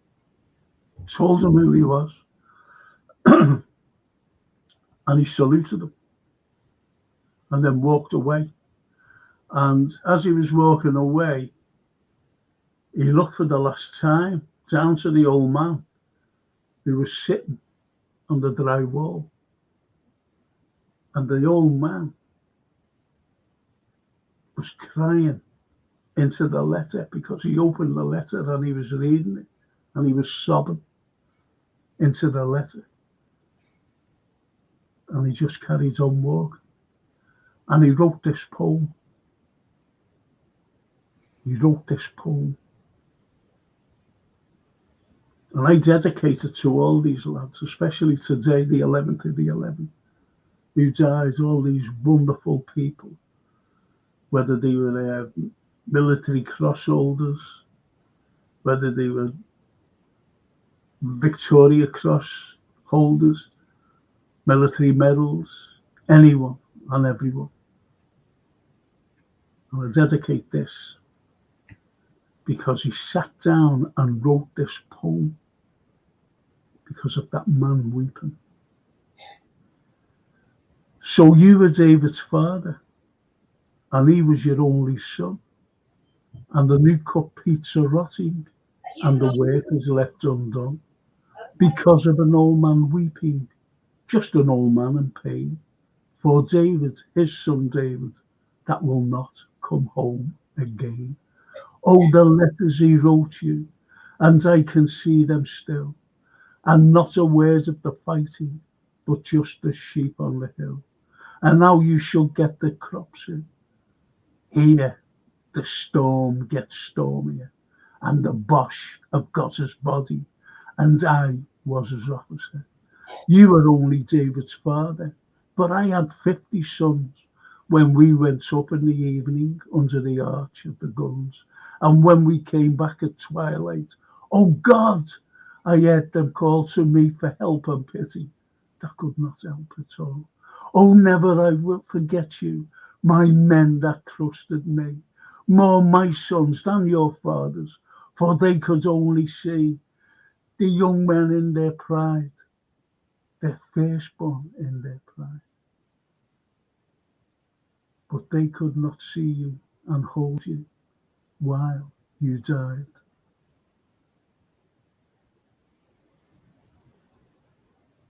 And that's the point.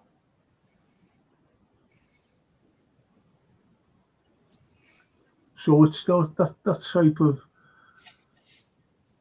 poem that resonates with all these lads because he held them. Yeah. Macintosh held them as they were dying.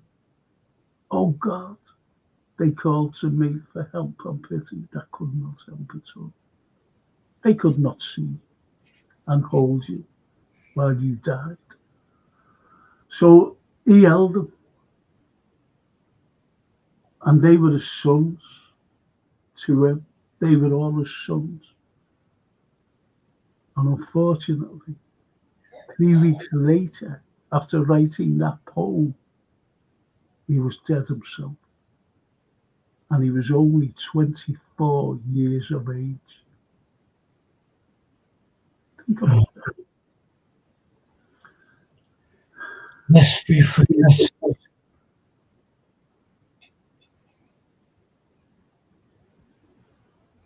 Will's got to go to bed. Sorry, Frank and Anthony. I need to go to bed. Been up since 4:30. Great stories, Frank. Thanks. No, thank you. Thank you. Sad poem. Good night, Will.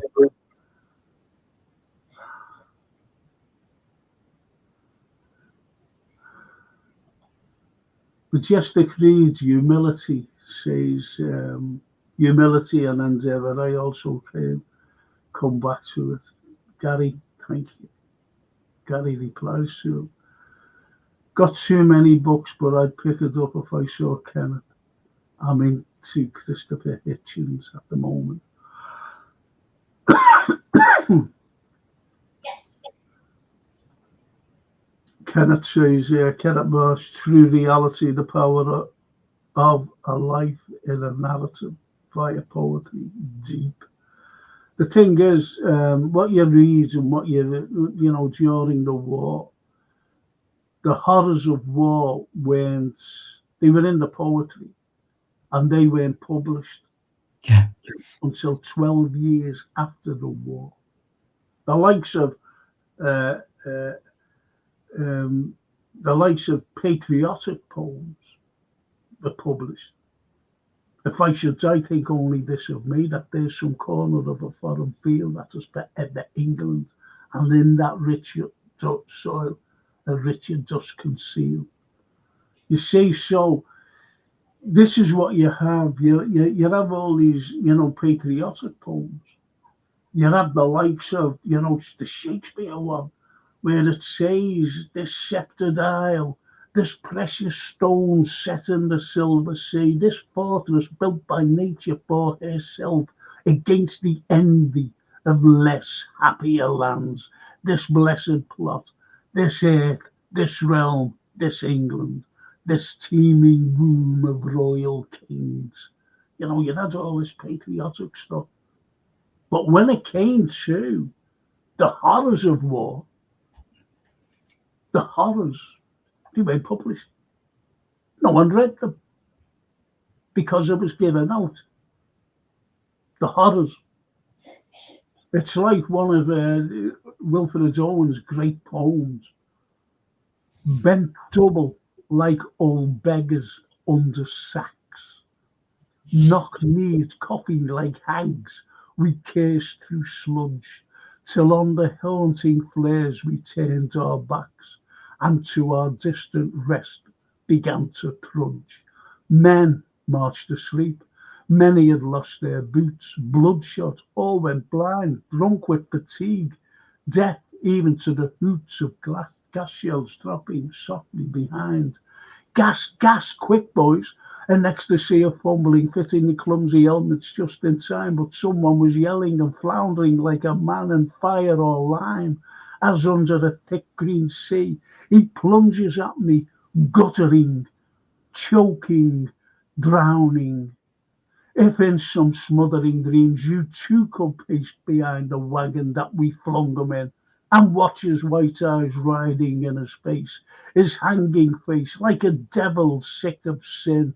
If you could hear at every jolt the blood come gargling from froth corrupted lungs, obscene as cancer, bitter as the cud of vile incurable sores on innocent tongues, my friend, you would not tell with such a zest to children ardent for some desperate glory. The old lie, dulce et decorum est, pro patria mori. The horrors are in the title. The title comes from a great Roman writer called Ovid, who was writing about the great legions of the Roman army. How sweet and wonderful it is to die for one's country. But this thing is not sweet. It's actually painful and a disgusting way to die for one's country. That's the content of Dulce et Decorum Est. That's the title of the poem. So this is what you have. This is what you have.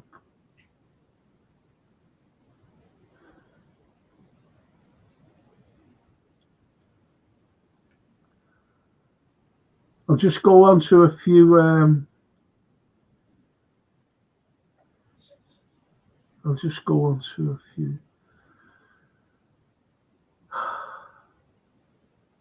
comments, if I might. Yeah.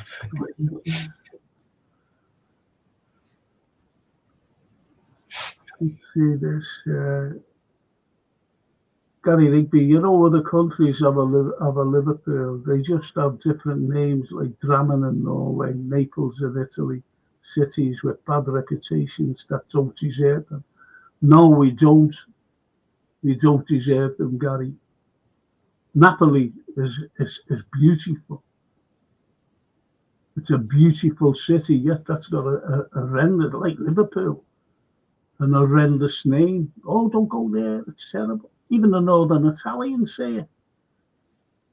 The Northern Italians, because every time I go to Italy, I go north one year and south the next.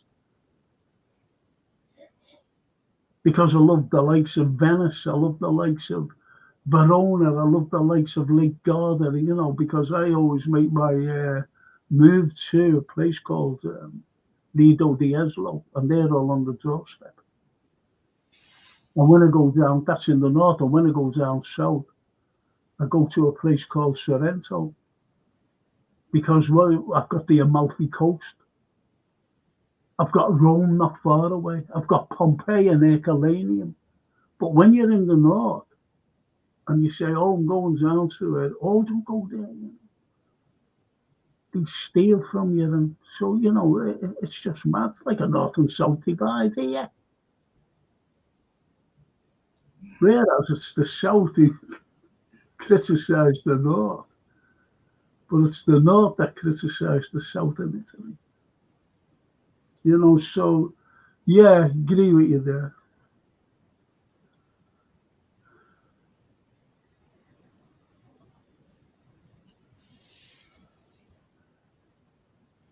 James Quinton Hughes was born in Nugent Park, Liverpool, 1920. I don't know what you're talking about there, sorry. The Red Jew. Fab Show. Like and subscribe, people. Give our Frank and Anthony some love. Thanks, Red Jew. That's lovely. Thank you, mate. Man.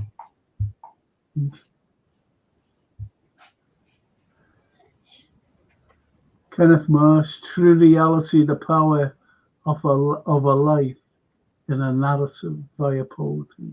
Deep, absolutely. Yeah. Facebook user. Hi, Frank. Hope you're well, mate. My apologies for the late show on Parade. Hope you're well. And our very own Boy Wonder.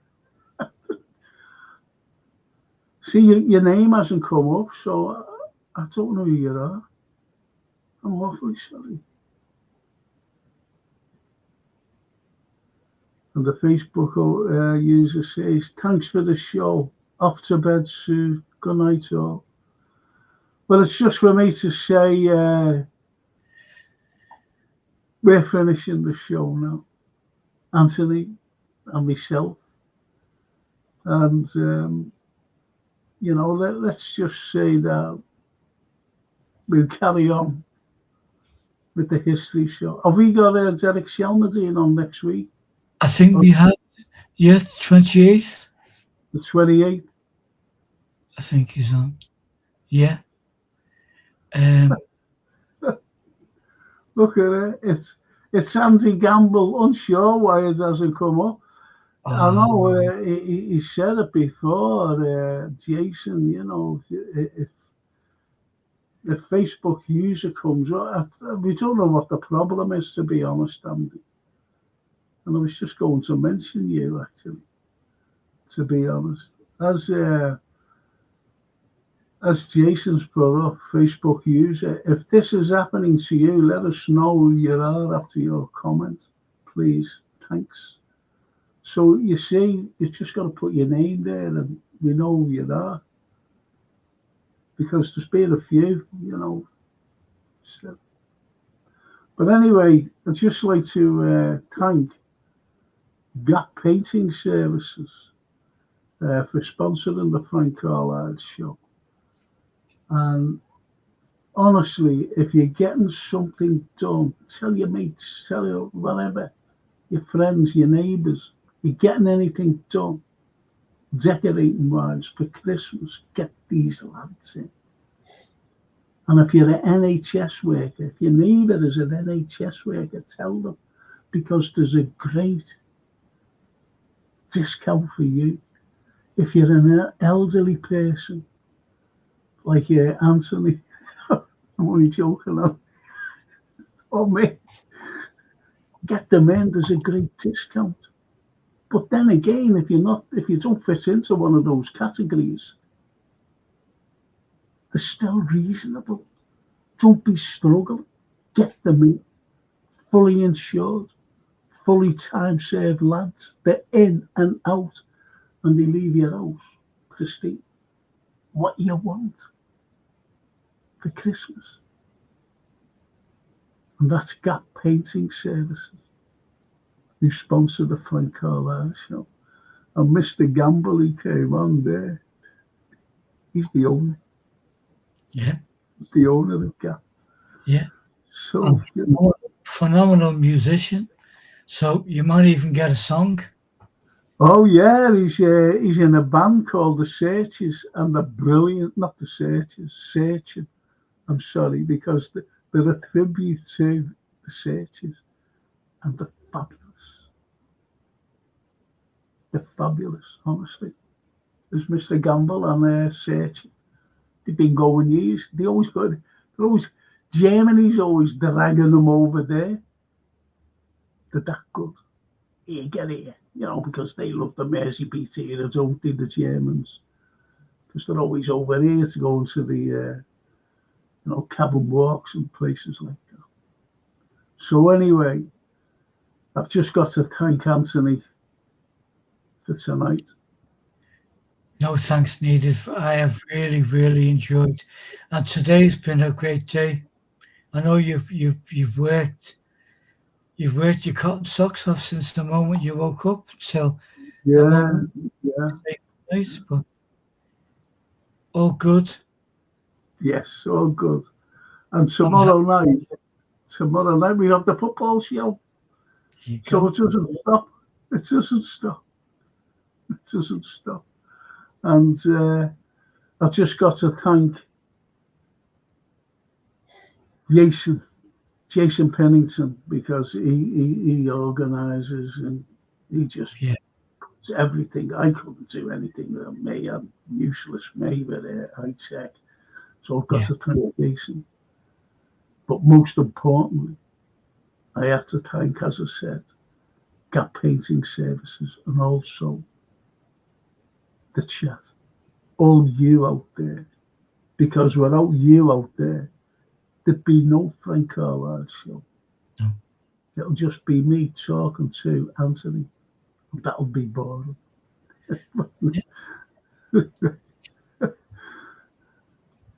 And the thing, again, I got to go to bed, feel crap. Don't say you've got a cold or anything, you know. I hate that, you know, colds. And lovely words. I'm humbled. Thank you both so much. Ah, that's Andy. No, but it's true, Andy. It's so true. It's so true. You don't have to. And Kenneth Marsh says, regards, Paint, we demand morals on houses in our community to share the insights of tonight. Ah, thank you. Thank you, lads. Thank you so much. That's a lovely quote. Yeah. Thank you so much. Lovely. And Christopher, great show as usual. Thanks, Frank and Anthony. No, thank you. Thank you. Everybody on chat. And until tomorrow night with the football show, until Thursday again with the football show. Then I've got the current affairs on Friday night where everything goes. And Saturday morning with the film and TV review. You want to join me for that? Because everything goes on that as well. And then next Monday is the history show again. And we have the music man. The music man, Derek Shelmerdine. So Anthony, Derek. So, yeah, either next Monday or the Monday following, Derek. I am useless with calendars. So man, that's why I asked you. You asked me as well. So whether Derek's on next week or not, he's definitely on within the next 2 weeks. Definitely on the next 2 weeks. And next week, Derek Shelmerdine, so Jason's put us up. Yeah. Brilliant. I think that's a great comment, that. Regards, Paint. We demand morals on houses in our community to share the insight of tonight. Thank you, lads. That's brilliant. Yeah. Christopher, great show as usual. Thanks, Frank and Anthony. Thank you so much. Thank you, gang. And all you wonderful football fans, see us all tomorrow night on the show, 8 o'clock. Anthony, once again, thank you. Okay. Welcome, Frank. Thank you, Jason. Thank you all tonight. Thank you. See us all, people. Ciao, vediamo.